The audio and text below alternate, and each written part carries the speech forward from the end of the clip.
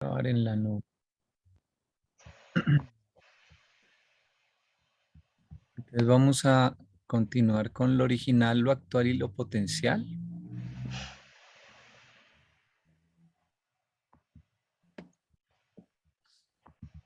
Y vamos a empezar leyendo el párrafo 1.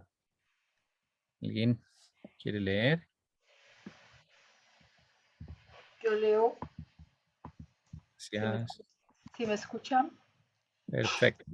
lo original, lo actual y lo potencial. El cosmos absoluto es conceptualmente sin límite. Definir el grado y naturaleza de esta realidad primaria es colocar cualificaciones sobre la infinidad y atenuar el concepto puro de la eternidad. La idea de lo eterno infinito, es no cualificado en grado y absoluta de hecho. Es no cualificada en grado y absoluta de hecho. La idea. No existe ningún idioma adecuado en el pasado, en el presente o en el futuro de Urantia para expresar la realidad de contentarse con reflexiones. ¿Me salté? Sí. Vuelvo a leer. No existe ningún idioma adecuado en el pasado, en el presente o en el futuro de Urantia para expresar la realidad, la infinidad o la infinidad de la realidad. El hombre, una criatura finita de esa existencia sin límites, sin fronteras, que no comienza jamás ni termina jamás, la comprensión de la cual está realmente más allá de su capacidad.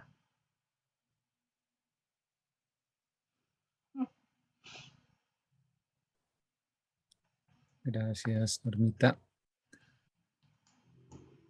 Bueno, estas afirmaciones hacen referencia a la cosmología que propone el libro, eh, eh, que, que habla de un universo que es infinito en espacio, eterno en el tiempo, pero finito en cuanto a la materialización que hay en él. Entonces, eh, el Supremo, recordemos que... Ups, un momento que Se fue cerró- la pantalla. se me cerró el programa, sí. Ya. Entonces, la parte central, recordemos que es la zona habitada actualmente, que son 7 superuniversos, que sería esto de acá, más un universo central que es perfecto. Ese es el terreno del Supremo.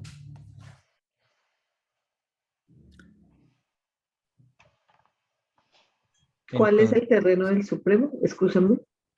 los 7 superuniversos que están acá en el centro, si ves que acá que lo estoy señalando, a ver, Ah, ok. lo voy a resaltar. Porque ahí el Supremo está como en una linecita de en Paraíso Abona. Él está en el primer circuito, en el mundo piloto del primer circuito de Abona. O sea, el Abona tiene internamente tiene unos circuitos de mundo, 7 circuitos. Él está en la periferia, en el primer mundo, de afuera hacia adentro, digamos. Ok. Ok. Pero la influencia de él es todo, o la Sí, acción. Más no ajá, está en el paraíso, ¿no? Está en no, Abona. sí, Ok. sí. Abona sería, Estará en el paraíso, ¿no? Algún día, eh, cuando esté la tercera Trinidad, la segunda Trinidad, cuando se complete sí, y es pues primero va a estar eh, digamos, acá estamos nosotros, este circulito es nuestro universo local, en el séptimo superuniverso. Y ese séptimo superuniverso tiene una capital, que está, digamos, más o menos en el centro. como por acá, que se llama Orvonton, perdón, Uersa. Ubersa. Orvonton es el séptimo superuniverso y ellos dicen que la capital es Uersa. Entonces ahí en el centro él estará gobernando los 7 superuniversos algún día, ¿no? Pero por ahora estás en la periferia de Abona. Entonces, más allá de estos 7 superuniversos, hay unas zonas que dicen ellos que están manifestando materializaciones de energía y materia, eh, que son 4 niveles. Sí. Normita, creo que tienes un ruido blanco en tu micrófono. No sé si lo puedes de pronto corregir. Bueno, entonces estos 4 niveles son como 4 pistas, digamos. Son materializaciones que giran además en sentidos contrarios, ¿no? Uno gira en un sentido, el otro gira en el otro. Eh, pero eso está deshabitado, entonces eso es como una zona que se está construyendo, pero todavía no hay, está en obra negra, digamos, todavía no hay seres ahí. Esa es será la siguiente era, cuando toda la zona central llegue a la perfección. Eh, eh, a luz y vida, dice el libro, ¿no? A etapas de luz y vida en todos los niveles. Más Y el primer nivel de Abona es perfecto. todo Abón es perfecto, sí. Entonces es el segundo nivel de los 7 superuniversos el que... Mm, no, porque Abona es el de la mitad, el que está en anaranjado. Este de acá es Abona. Sí, que es el primer nivel. El Abona, segundo, no, Abona y Abona el paraíso. internamente tiene siete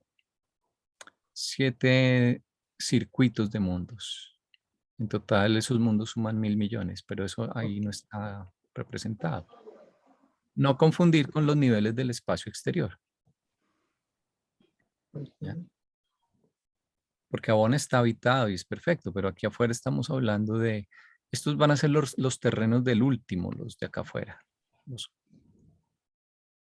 los niveles del espacio exterior, no del supremo, sino del último, que es otra deidad experiencial, pero que vendrá luego del supremo. Okay. Eh, entonces, em, lo interesante es de esta cosmología del libro es que más allá de sus 4 niveles hay espacio vacío. Eh, entonces, lo que plantea el libro es que los astrónomos, por ejemplo, algún día lograrán mirar suficientemente lejos o con suficiente profundidad en el espacio y descubrirán que ya no hay nada, ya no hay galaxias, estrellas, materializaciones de ningún tipo. Entonces, esta parte de afuera que es vacía, en cierto modo es también de lo más interesante, porque es lo que quiere decir que el libro cuando dice que hay un cosmos infinito. Dice, si volvemos a leer, dice, el cosmos absoluto es conceptualmente sin límite, sin límite. Y un poco representa todo el potencial sin liberar de, eh, del Padre Universal y bueno, de la Trinidad en general. Pues. O sea, la mayor parte está no manifestada. Comparado con el infinito, pues esta zona, por inmensa que nos parezca, es apenas una pequeña parte. De hecho, es una parte infinitesimal, porque si todo lo que lo rodea es un espacio infinito, entonces... ¿No hay eh, algo que dice que es como el 5%? El 5% no. Tal vez hay algunos valores referentes a qué tanto se está transformando de energía en materia en estos niveles. Pero esos son los niveles en que está ocurriendo algo, ¿sí?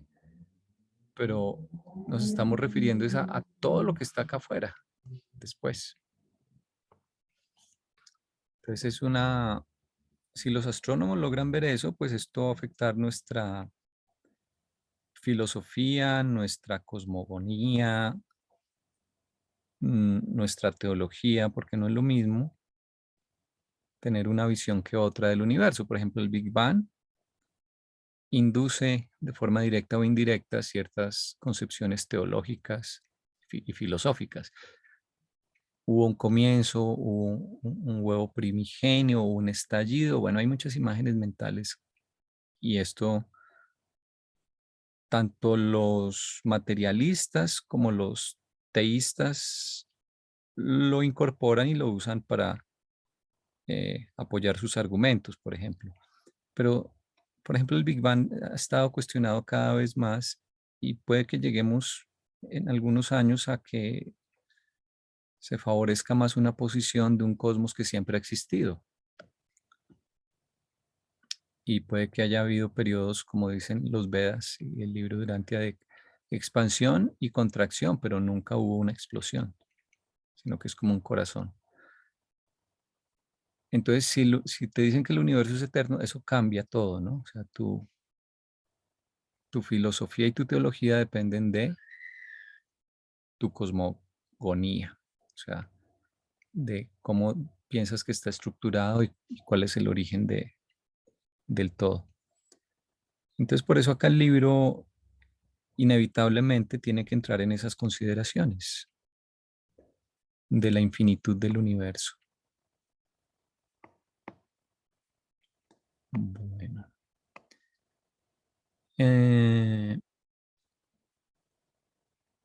Y aquí hay dos, ¿qué entienden ustedes por esto? Hay dos palabras compuestas, lo infinito eterno y lo eterno infinito.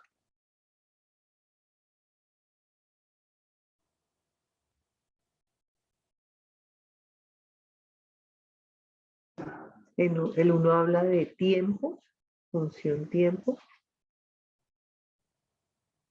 y el otro espacio, es espacio-tiempo.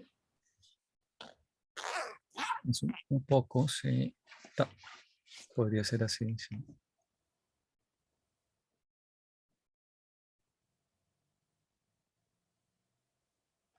Que a la vez son creados fuera del paraíso, o sea, no importa cómo pongas primero uno de los dos, se crean en el paraíso bajo, ¿no?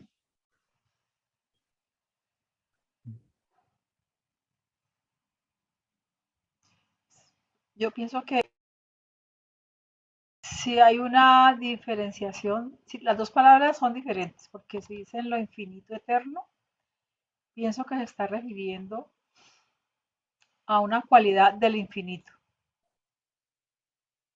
Y en la otra es como expresando que lo eterno es infinito. Pues ahí Sí, está el tiempo, en ambas está el tiempo, porque la eternidad es tiempo y lo infinito también es tiempo. O sea, para uno comprender algo infinito, tiene que referirse siempre al tiempo, porque no estamos acá. Bueno, es un juego de palabras allí, pero se me ocurre decir eso.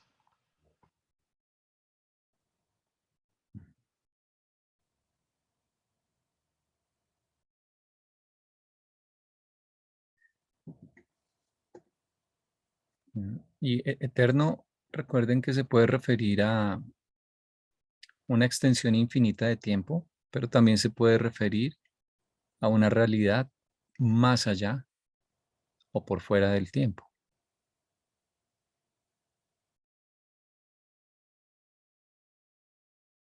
Y, y la palabra infinito nuevamente acá hace referencia a sobre todo a lo no manifestado, pienso yo, ¿no? Al plan que está en proceso de manifestación, pero que no se ha aún manifestado por completo. Yo lo veo más como, en parte, no del todo, en parte como refiriéndose a potenciales, ¿no? A capacidad.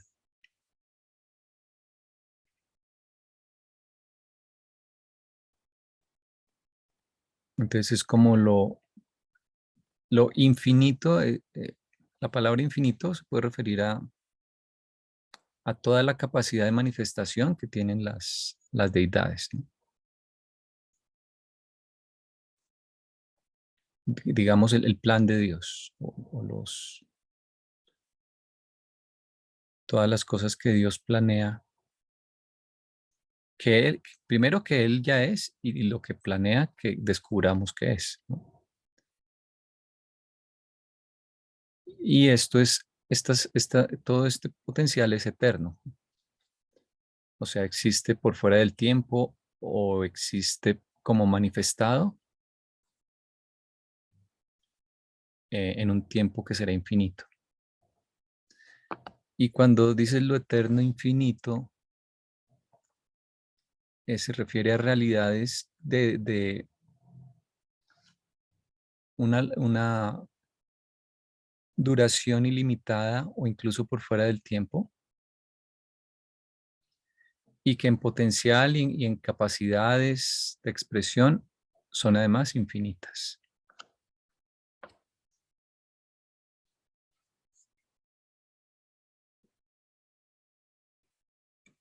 Bueno,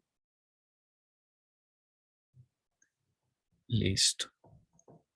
Y acá vuelve a decir lo de, esto ya lo hemos mencionado, ¿no? Lo de las cualificaciones.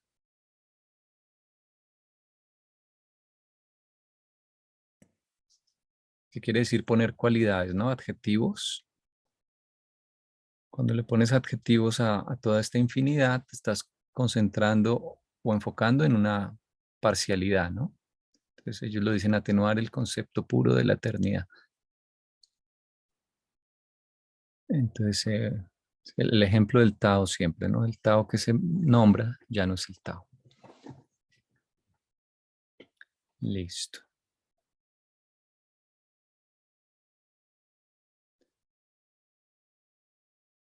Bueno, listo. Entonces, lo último está claro, ¿no? Existencia sin límites, por eso pusimos el mapa, sin fronteras, que no comienza jamás ni termina jamás.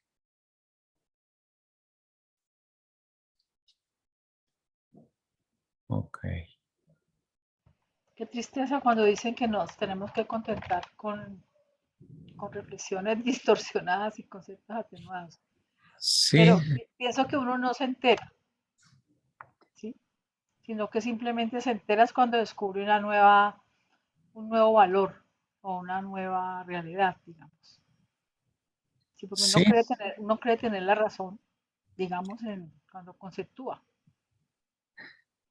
es nuestro nivel y está bien, es lo que por ahora tenemos que trabajar y lo que podemos hacer, ¿no? Es una etapa, ¿no? No sé si a ustedes les ha pasado que piensan, pobrecitos los pájaros sin brazos, pero en realidad es que eso es lo que a ellos les sirve y con eso se defienden y hacen cosas como volar que el resto de animales no pueden hacer. Entonces, para ese nivel es lo apropiado.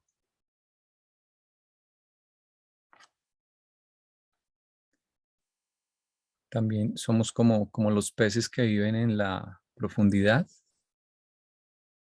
o en los ríos en cavernas que no tienen ojos, porque para qué si todo es oscuro, allá no hay luz, no les sirven los ojos.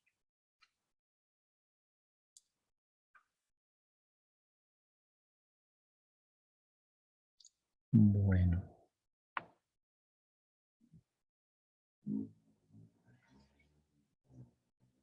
ok. Entonces yo creo que podemos seguir al siguiente párrafo.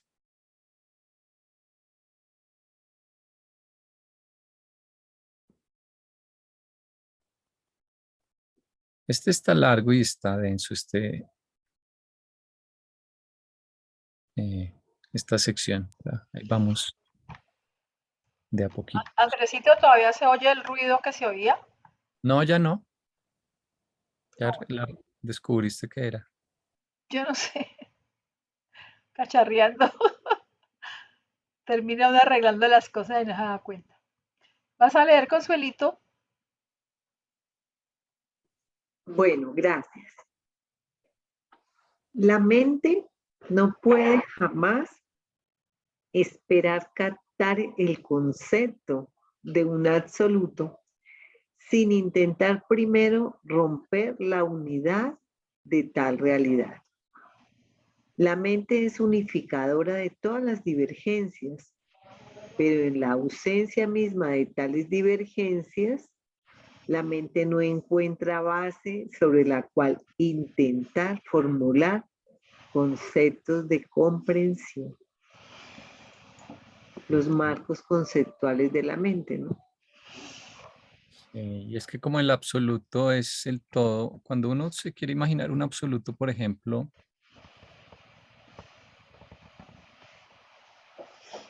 ¿qué, qué imagen podría ser? Bueno, una posibilidad es imaginarse Un círculo.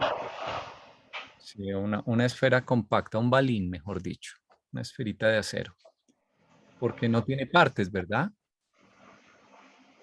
Tú desarmas una máquina y cuando llegas a los balines dices, bueno, ese no hay más, nada más que desarmarle, ¿cierto? Ese es como una pieza fundamental. En ese sentido, los absolutos son eh, como ese balín, porque el absoluto encierra todo lo que puede ser o lo que es, pero sin mostrar esas partes, esa diversidad que está ahí encerrada. Otro posible ejemplo es eh, un punto.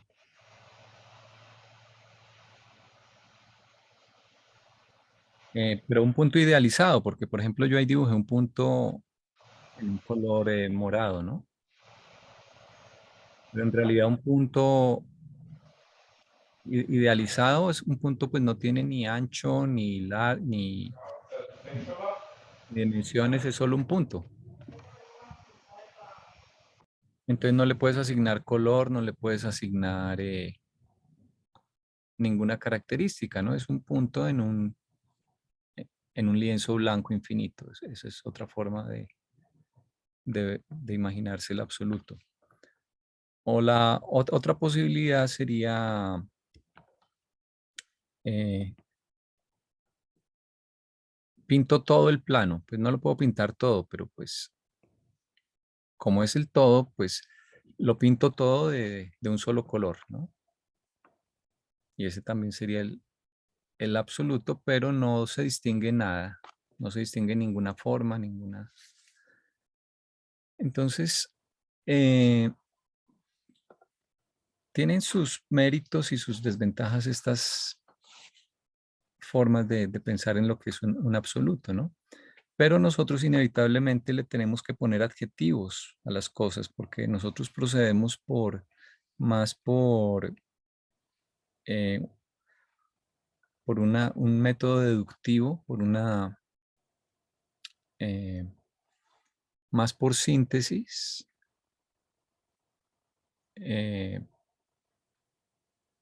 ¿Cómo es? Síntesis y análisis. En una, ¿cuál es cuál? Análisis tomas el todo y lo partes, ¿verdad? Espero no estar diciéndolo al revés. En síntesis tomas las partes y, y vas hacia el todo. Entonces nosotros vamos más es por síntesis, ¿verdad? No tanto por análisis. Entonces tenemos que ponerle adjetivos. O sea, ¿tú cómo le explicas a alguien qué es una cosa sin usar adjetivos? Pero el absoluto no admite adjetivos porque si le pones adjetivos, haces lo que dice acá, romper la unidad. Porque si dices que es blanco, ya no es negro. Pero si es el todo, es todos los colores al tiempo. Entonces, ese es el problema que tenemos nosotros. Y el libro de Urantia va de lo general a lo particular. Ellos empiezan con hablándonos de los 7 superuniversos, hablándonos de, en la primera parte, de a gran escala cómo se administra, qué seres hay. Y el libro termina luego con, bueno, luego viene el universo local, que es algo pues más cercano, luego la historia de nuestro planeta, que es algo mucho más particular, y luego la vida de Jesús, que es un ser humano en particular. Eh, entonces, así es como ellos suelen enseñar, y en alguna parte dice que no es recomendable el método contrario, porque se pueden perder de vista eh, generalidades.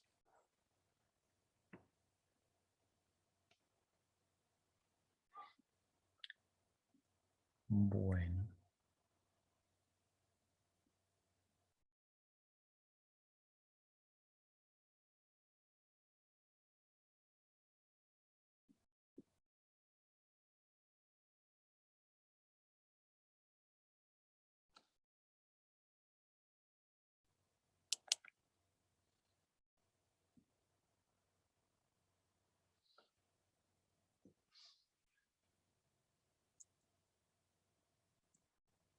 Entonces vamos a pegar el siguiente párrafo. Creo que este no. Andresito, o sea que la última frase cuando habla de las divergencias, el hecho de que existan divergencias le permite a la mente formular conceptos, o sea, cambiando el lenguaje. Sí, Ahora sí entendí lo que acabas de decir sí. sobre el método de estudiar, así por partes, digamos, para poder comprender y luego unificar. Ujú. Perfecto. Sí, es, por ejemplo, si tú tienes un concepto como el de mamífero, se lo vas a explicar a un niño, pues tú puedes en abstracto decir, se trata de entidades biológicas que, bueno, que se alimentan de leche al nacer. Y lo puedes decir muy concreto, ¿verdad? Cuando un especialista ha estudiado mucho tiempo una materia, acaba simplificando eh, mucho de lo que ha estudiado en frases concretas. O por ejemplo, un físico en física nos dicen, bueno, la teoría de la relatividad de Einstein tiene esta ecuación. Y eso es decir mucho cuando haces esas simplificaciones y al mismo tiempo decir poco. Porque es que lo interesante es toda la pirámide de deducciones y de resultados que llevaron a eso, ¿no?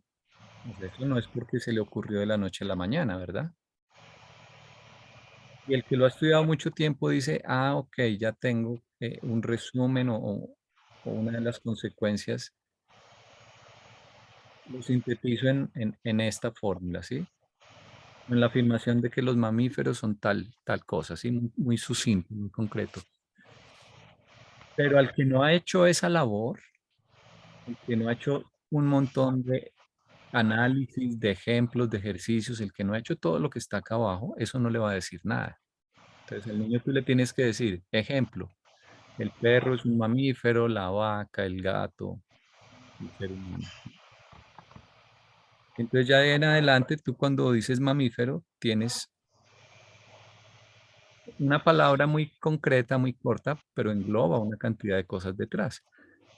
Entonces es muy difícil eh, para la mente que le expliques así de arriba hacia abajo. O sea, normalmente las personas entienden mejor eh, empezando con ejemplos. Y después de que das los ejemplos, haces la generalización. Entonces, a eso se refiere el párrafo también. Ujú. Si tú no tienes divergencia, y divergencias quiere decir casos particulares. O vías, diferentes vías para Ajá, resolver una duda. sí, exacto. O sea, ¿cómo explicas tú los colores sin mencionar los colores? Es pues muy difícil, ¿no? Explicar el concepto de color para una persona que no, que vea solo En blanco bueno, y en un negro. color, no es difícil que alguien vea en un color, ¿no? Pero digamos que vea solo en blanco y negro. ¿Cómo explicas el concepto de colores? Es complicado, ¿no? Entonces la divergencia, de hecho, es decir, la estrategia de el Padre Universal para darse a conocer es justamente manifestarse en formas parciales. Es decir, como no lo puedes entender todo de una vez, vas entendiendo poco a poco diferentes aspectos. Y por eso existen en últimas el espacio y el tiempo, diría el libro. O sea, el espacio hace que estés muy lejos del centro donde está él, la manifestación de él, pero permite que puedas ver diferentes aspectos de la deidad, ¿no? En ese proceso. Y el tiempo también se te separa una eternidad de llegar a él prácticamente, pero te permite ir haciéndolo paso a paso. Entonces, eh, él podría, volvió el ruido, Normita, él podría estar simplemente manifestado en el paraíso y ya, ¿no? Pero no, no es eso lo que ocurre, sino que mediante el espacio y el tiempo podemos irlo estudiando por capítulos, digamos. Entonces, el espacio y el tiempo son técnicas para atenuar esa infinidad y manifestarla de formas parciales que podamos entender y que vamos cada vez ampliando y mejorando, ¿no? Es como, Podría yo decir que el concepto de Trinidad también fue pensado por esa misma circunstancia. sí, porque la Trinidad es la primera, Exacto, cada cosa diferente, cada parte de la Trinidad me significa algo, que exacto, sumado es Dios o el yo soy. sí, sí, es la primera autodistribución, diría el libro. Por ejemplo, al Hijo Eterno lo encarga de eh, ser el absoluto de personalidad. Entonces, cuando quieres entender la personalidad, te refieres al Hijo Eterno y además administra todo lo espiritual. Entonces, esa división de tareas también permite, y de hecho, por eso es que tú primero descubres al Hijo Eterno en Abona, perdón, al Espíritu Infinito, luego al Hijo Eterno y luego al Padre.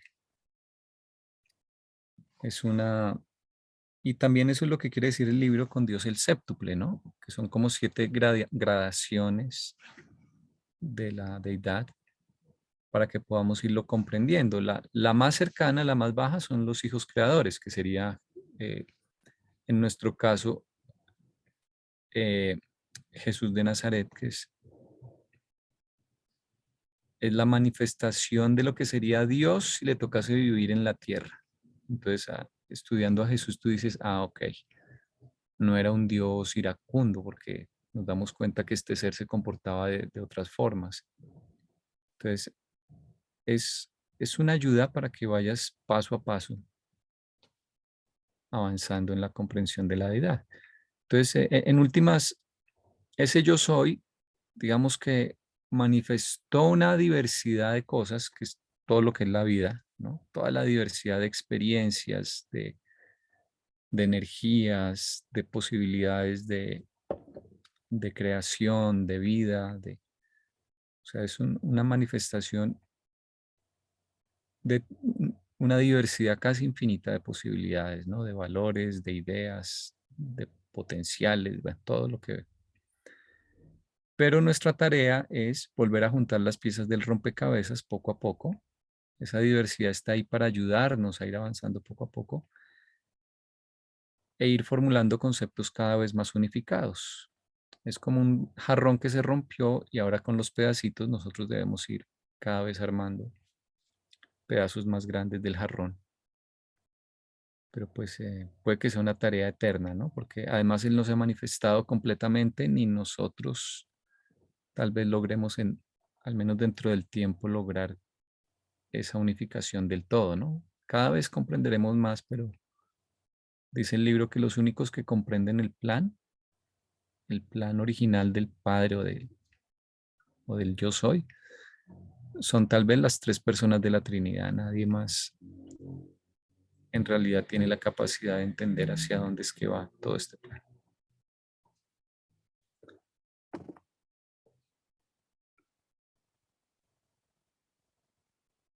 Bueno.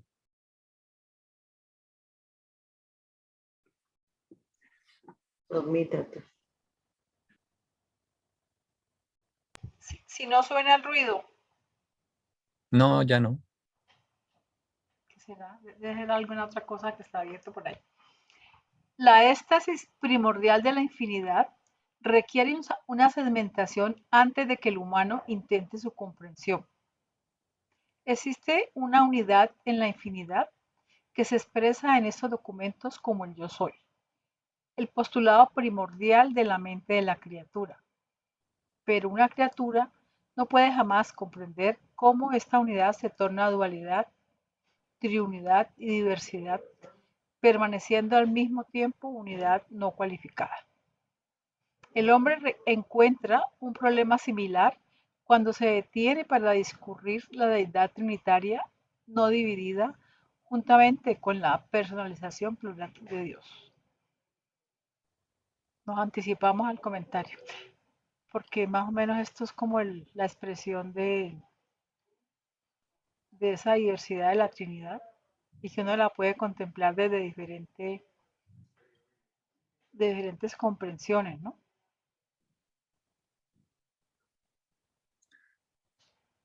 Sí. Cuando la unidad se torna dualidad.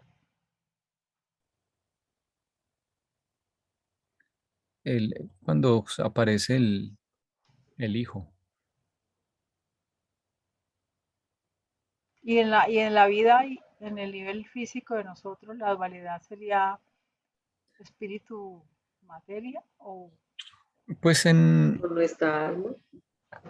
sería más como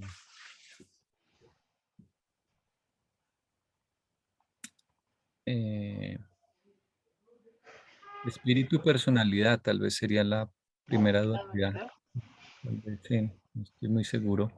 Porque el Padre es el que da personalidad y el Espíritu es el que administra las cosas espirituales y atrae lo espiritual Ujú, y coordina todo lo espiritual.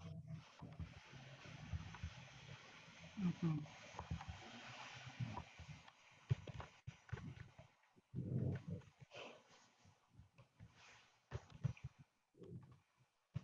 Sí, entonces ese yo soy, eh, ellos dicen que es un postulado primordial. Inicial, Ajá, o sea que como nosotros, mm, para empezar, porque estamos atrapados en el tiempo, necesitamos una concepción de causa-efecto donde haya una primera entidad. Y segundo, porque eh, pues la filosofía supone que, la filosofía monista, digamos, porque hemos visto que hay dualismo, supone que hay dos realidades fundamentales, pero en el libro Durantia dicen no, todo viene de una única realidad. Eso es monismo, ¿no? El dualismo, por ejemplo, acuérdense que es en filosofía principalmente mente y materia. O sea, que existen las cosas materiales y existen las realidades de la mente y en principio no se pueden reducir las unas, una de estas a la otra. En el monismo no, en el monismo todo tiene un origen común y si te parece que hay dos realidades es porque no has logrado aún darte cuenta que en realidad son parte de lo mismo, ¿no? Entonces, ese yo soy es la unidad absoluta más grande de la que viene todo, es- estaba antes de todo. Digamos que, y ese yo soy además, yo creo que usan la expresión,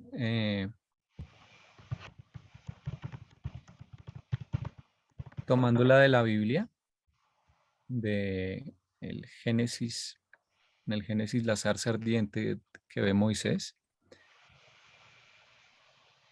Él le contesta cuando él le pregunta que quién es, eh, la zarza ardiente le dice que es Yahvé.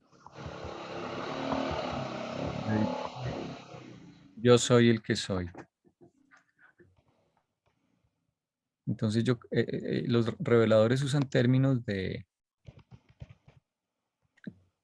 nuestra cultura, ¿no? Rara vez se inventan un término nuevo. Entonces, de ese yo soy sale todo. Y el yo soy el que soy hace referencia a que él es autoconsciente y en realidad es el único ser completamente consciente de sí mismo, ¿no? Eso es lo que querría decir yo soy el que soy en el Génesis, digamos. A mí siempre me ha llamado la atención esa frase porque después de esa frase de yo soy el que yo soy, dice que le diga al pueblo de que yo soy me ha enviado. Entonces eso me hacía pensar a mí que no era, que el que se estaba presentando allí en ese momento no era el yo soy, sino que era, digamos, una manifestación cualquiera, un poquitico pues menos, más atenuada pues, porque Sí, aquí en Contel claro, dice, no, claro. dice exactamente, dice, yo soy el que soy. Dile esto al pueblo de Israel. Yo soy, me ha enviado a ustedes. Mm. Y Sí, luego no, le dice claro. pues todos los que han venido en nombre de ese nivel de Dios, ¿no? Mm. Sí, obviamente que el yo soy no fue el que le habló a Moisés, ¿no? Pero la teología y la filosofía pues sí han, digamos que han reflexionado sobre ese pasaje, pero obviamente que el yo soy no se, es decir, de hecho es que la pregunta es si el yo soy aún existe, ¿no? O sea, puesto que ya no hay unidad absoluta, sabemos que estamos en una diversidad, o sea, el yo soy dio lugar ya, al menos en parte, al menos en parte a manifestaciones, ¿no? El yo soy, digamos, ya no es el yo soy, salvo en nuestra mente que lo concibe allá antes de todo, pero lo que tenemos ahora ya es, aunque todo está dentro del yo soy, ya no es un yo soy puro, sino que está fracturado, están manifestadas diferentes realidades, diferentes absolutos, están las realidades de la materia, de la mente, del espíritu, todo sigue existiendo dentro de lo que era el yo soy, pero pues ya no es.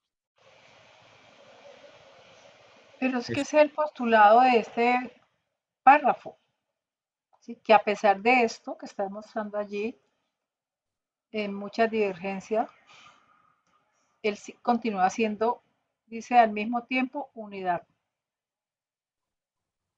Ujú. ¿Sí? Él se diversifica, pero ese es el misterio, digamos. Y es lo que uno no va nunca a comprender en este nivel. Cómo Sí, se diversifica y a la vez continúa siendo una unidad. exacto, sí, es porque es una cuestión de puntos de vista, ¿no? Digamos, cuanto más avanzas en tu comprensión, más identificas esa unidad dentro de la diversidad. O sea, mm, es como una flecha en el otro sentido.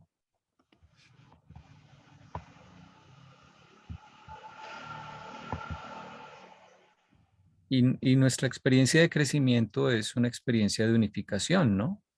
Ya sea una afirmación trivial, generalizadora, como cuando decimos todos los políticos son iguales. O algo más sofisticado, como cuando decimos todas las sustancias se componen tan solo de átomos y los átomos a su vez de unas cuantas partículas elementales. Esas son generalizaciones que vienen después de recopilación y análisis de muchas experiencias, ¿no? Ujú. Entonces, eh, por eso existen los resúmenes, digamos, ¿no? Cuando tú estudias un área cualquiera de tu interés, llega un momento en que tú eres capaz de hacer un resumen, Sí. aunque ese resumen no explica todos los detalles, pues para ti sí significa ya, porque tú ya hiciste toda la tarea de analizar toda esa diversidad, para ti sí engloba algo, ¿no? Entonces depende a quién se lo muestres, puede no decirle nada o puede decirle mucho. Entonces la aventura del crecimiento es una aventura de unificación.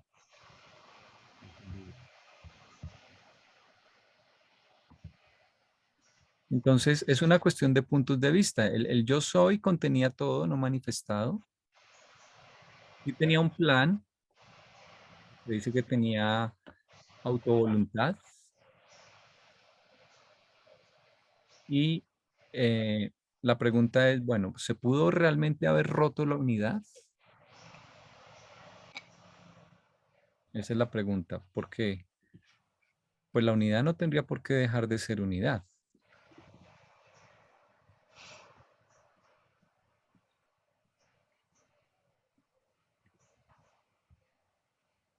De pronto es solamente una cuestión de puntos de vista, que nos parece ahorita que hay diversidad, pero poco a poco iremos comprendiendo que en realidad ese yo soy sigue estando.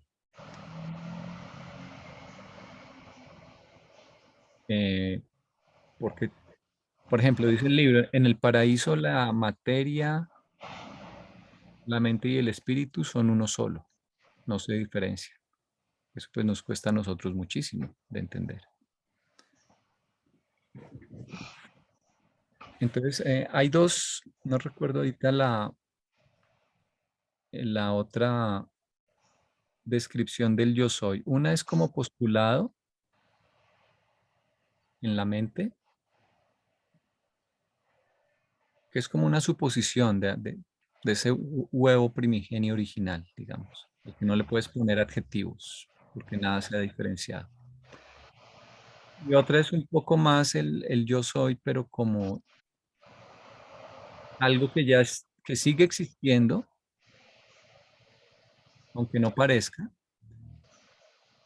y que se está manifestando en diversidades cada vez mayores, pero al mismo tiempo conserva la unidad. O sea, ya no como postulado que antecede, sino como algo en desarrollo, en manifestación permanente.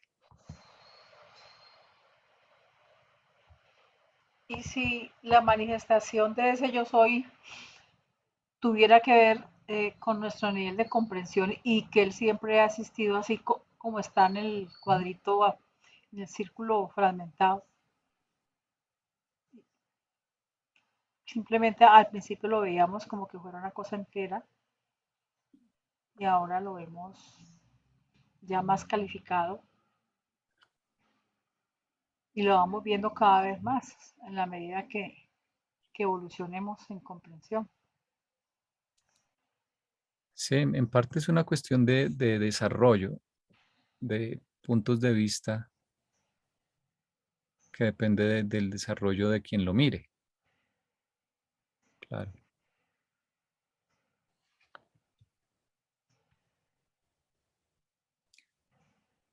Creo que el siguiente párrafo termina de redondear la idea.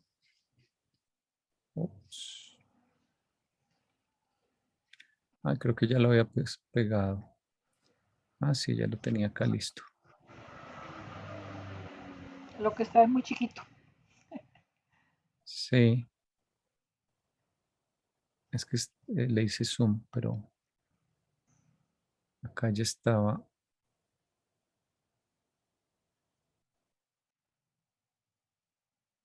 Listo.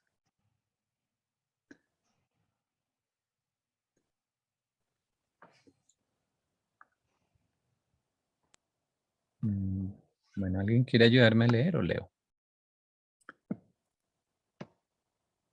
Si quieren, ya leo. Gracias.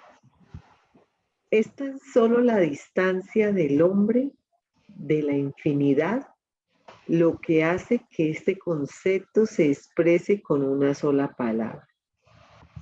Aunque la infinidad es una parte, es por una parte unidad, por otra parte es diversidad, sin fin o límite.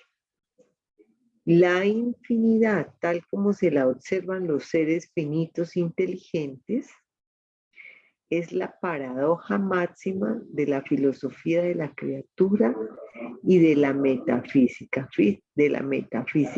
finita. Aunque la naturaleza espiritual del hombre se extiende hacia arriba en la experiencia de la adoración al Padre, que es infinito, el concepto máximo del Ser Supremo agota la capacidad de comprensión intelectual del hombre. Más allá del Supremo, los conceptos son cada vez más tan solo nombres, cada vez menos son designaciones auténticas de la realidad, cada vez más llegan a ser la proyección de la criatura de la comprensión finita hacia lo super infinito. Uy, este último bravo. Bravo, pero más o menos es eso, ¿no? Como a la medida que uno va aumentando la comprensión, ya no necesita nombres, ya no necesita como designar cada partecita, sino que ya hace una comprensión general. Sí, y se hace referencia aquí a que tratar de comprender esa unidad inevitablemente pasa por un análisis de esa infinidad que es el yo soy, ¿no?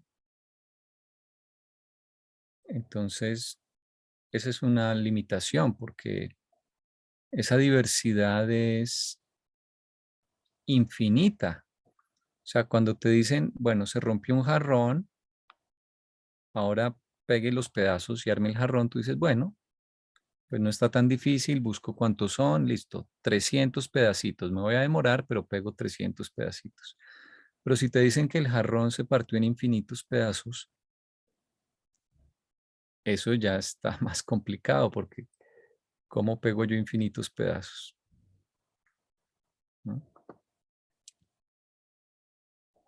Entonces, esa diversidad tiene ese problema, que es una diversidad en realidad, acá lo dice sin fin o límite, ¿no? Pero bueno, tenemos los dones de la espirituales, de la ayuda de la mente, los espíritus ayudantes. O sea, afortunadamente nosotros también tenemos un aspecto interior trascendental, ¿no? De lo contrario, no tendríamos esperanza de abordar estos temas. Entonces, por eso ellos dicen la infinidad es la paradoja máxima. Porque claro, uno puede hablar del infinito, pero ¿quién entiende al infinito? ¿Quién realmente se acerca al infinito? Siendo nosotros finitos. Tenemos una idea de algo que sigue y sigue y nunca termina, pero todas nuestras ideas son finitas, ¿no? Así que realmente no lo logramos atrapar. Eh, entonces, bueno, acá ellos hacen la aclaración. Es cierto que a nivel espiritual podemos hacer contacto, por ejemplo, con el Padre, ¿no? Porque esa es una relación de comunión que no depende de nuestra comprensión, es más de la experiencia de sentimiento de comunión. Entonces, eso no depende de nuestra comprensión intelectual o de nuestra filosofía, que tan sofisticada sea, ni nada de eso, ¿no? Es simplemente una relación de filiación que es independiente de esas cosas. Pero luego dicen, ya en cuanto a conceptos y comprensión intelectual, o sea, y ellos hacen la aclaración porque a ellos les preocupa mucho que caigamos en un punto de vista que es el del agnosticismo, y es decir, como Dios es infinito, si existe o no existe, pues igual no lo podemos comprender, así que ignoremos el tema. O sea, el agnóstico es un poco diferente al ateo en que dice, ¿para qué me pongo a hablar de Dios si suponiendo que existe igual no lo puedo comprender? Entonces el libro desde los primeros 5 capítulos dice, ojo, que la infinidad del Padre no les haga perder de vista que, aunque intelectualmente están lejos, de corazón, o sea, a nivel de comunión, a nivel de contacto con el ajustador, la posibilidad es real y es permanente y está a disposición. Entonces, aquí están haciendo otra vez ese contraste, ¿no? Entonces, a nivel intelectual, sí dice, no, lo máximo que ustedes van a poder comprender por ahora en el espacio y en el tiempo es el Ser Supremo. Es lo máximo que van a lograr comprender de Dios. Y eso lo dice en varias partes, ¿no? Entonces, todas nuestras ideas de Dios en realidad son ideas acerca del Supremo. Entonces, por ejemplo, cuando uno se imagina como en las caricaturas, ¿no? Que está acá Dios en una nube y tiene acá su barba blanca y está mirando para abajo, ¿no? Y tiene el pelo largo. Pues es una caricatura, pero ¿qué te estás imaginando? Que está en el espacio, en un lugar del espacio, que está viendo hacia abajo acá en la Tierra cómo transcurren las cosas, es decir, que está metido en el tiempo, como pendiente de que nosotros hagamos o no hagamos a la expectativa. O sea, te lo estás imaginando en el espacio-tiempo. Y aun si tus ideas son un poco más sofisticadas que, que la caricatura de Dios sobre la nube, te lo estás imaginando en el espacio-tiempo porque es que vivimos en el espacio-tiempo, no sabemos de más, ¿sí? Entonces, por eso el Ser Supremo es como la proyección del Padre Eterno, y valga la palabra eterno, que está por fuera del tiempo, por fuera del espacio, más allá de esas que son creaciones. El espacio es algo, el tiempo es algo, luego son creaciones, luego son posteriores a Dios, luego Él está por fuera de eso. Eh, entonces, si Dios se proyectase, si se atenuase, si existiese dentro del espacio-tiempo, que eso no es cierto, eso es absurdo, porque es que él creó el tiempo y el espacio, ¿sí? Pero si existiese el Supremo, el Ser Supremo, sería lo más parecido. Es como la sombra de Dios dentro del tiempo y el espacio. Ese es el concepto del Supremo y por eso lo de máximo, ¿no? Es, y mientras estemos de este lado del paraíso, como dice el libro, o sea, metidos en el espacio-tiempo, eso es lo más que comprendemos de Dios. Por encima de ese nivel del Supremo, realmente podemos especular, pero no son realmente cosas que comprendamos, o sea, designaciones auténticas no son. Bueno.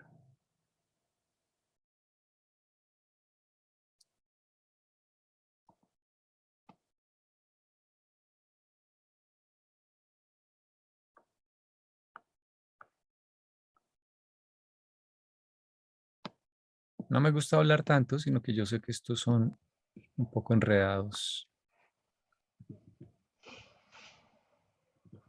estos párrafos.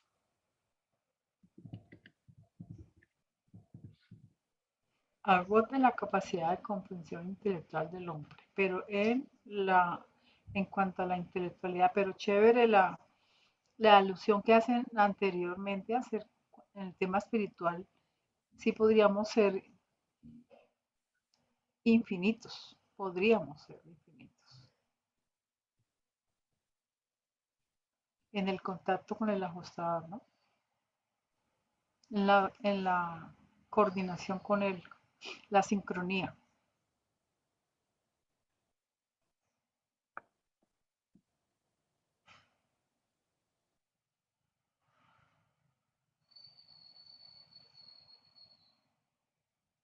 Ujú.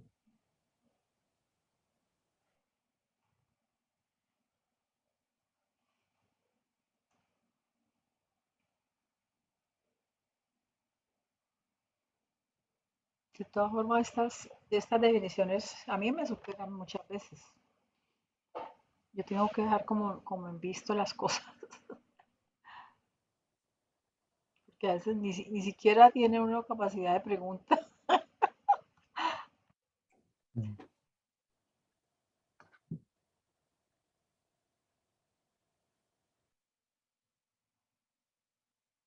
Eso, por ejemplo, de que cada vez menos son designaciones auténticas de la realidad. Es como caerse para arriba, algo así, porque yo no logro como... Yo lo es que- entendería como que tú puedes ponerles nombres, pero en realidad no es que estés entendiendo de qué se trata. Exacto. Por eso hay que dejarlo en visto. A ver, de aquí a mañana, pues cuando uno ya tenga una comprensión superior, ya no Sí, necesitará nombres. Simplemente sí, comprende. todo lo que nos podamos imaginar en realidad se refiere a ideas desde el punto de vista de algo que está en el espacio-tiempo. Entonces, por eso, obviamente son equivocadas, porque, por ejemplo, si tú hablas del Hijo Eterno, pero el Hijo Eterno existe por fuera del espacio-tiempo y tú te lo estás imaginando ya con seguridad poniéndole atributos del espacio-tiempo, entonces esto tiene que estar equivocado, ¿sí?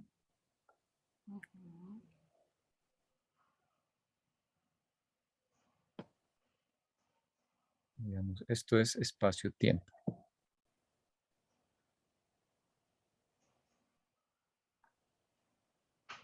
Pero aquí no está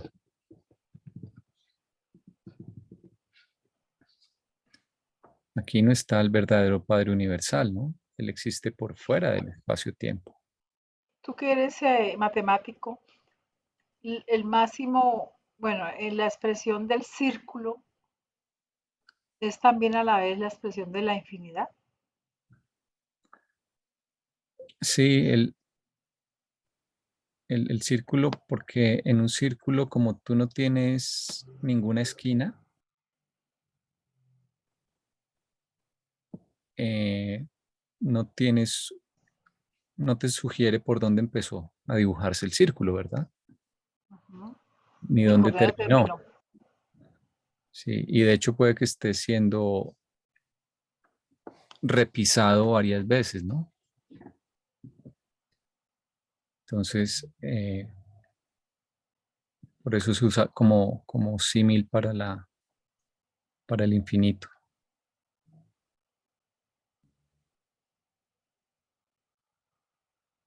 Acá estaría bueno, el libro lo llama primera fuente y centro, cuando se quiere referir a Dios en general, en todo lo que es Él, ¿no? No solo a su personalidad.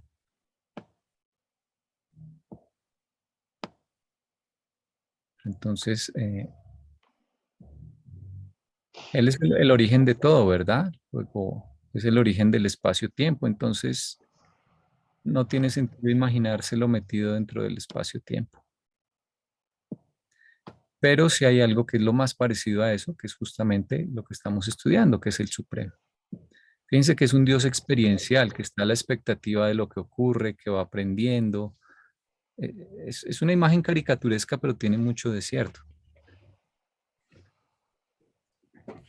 Que dice, bueno, ensayé con los dinosaurios, dicen hay caricaturas que ¿no? Me fallaron, pero ahora ensayo con el ser humano.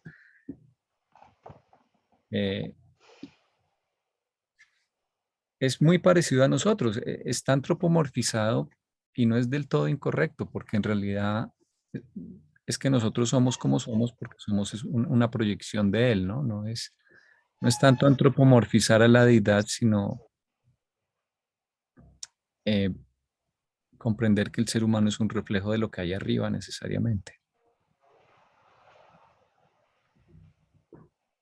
Entonces, bueno, esto es importante porque el libro lo dice en varias partes, por eso me puse a hacer acá el dibujito. Lo máximo que podemos comprender del Padre Universal en realidad es lo que entendamos del Supremo, ¿sí? Porque el Padre está más allá de nuestra comprensión por ahora. Algún día cuando entremos al paraíso, que está por fuera del espacio-tiempo,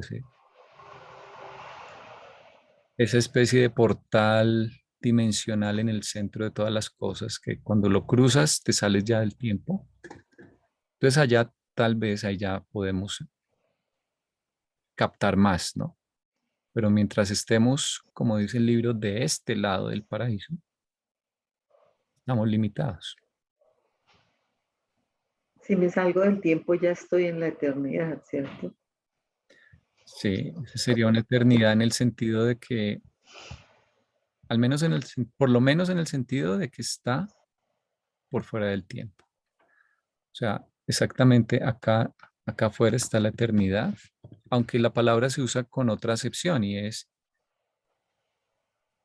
eh, estando dentro del espacio-tiempo, una longitud infinita de tiempo, una duración infinita de tiempo más bien. Ahí hay que tener cuidado con, sobre todo en inglés significa ambas cosas, en español no estoy tan seguro, pero en inglés eternity puede significar ambas cosas, algo que existe por fuera del tiempo o algo que estando dentro del tiempo tiene una duración infinita, ya sea hacia atrás, hacia adelante o en ambas direcciones. Esta es más como, o sea, aquí también hay eternidades, pero esta es una eternidad diferente digamos que le ponemos una doble flecha, por ejemplo, que no es esta misma eternidad de aquí afuera del espacio-tiempo.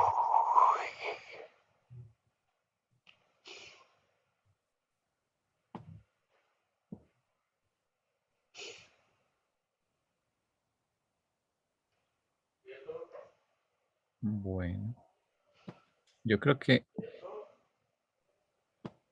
antes de que nos duela más la cabeza, es suficiente por hoy. Suficiente por hoy. Ya, Iván. ya para qué, ya me voy a trasnochar hoy. Entonces voy a parar la grabación por hoy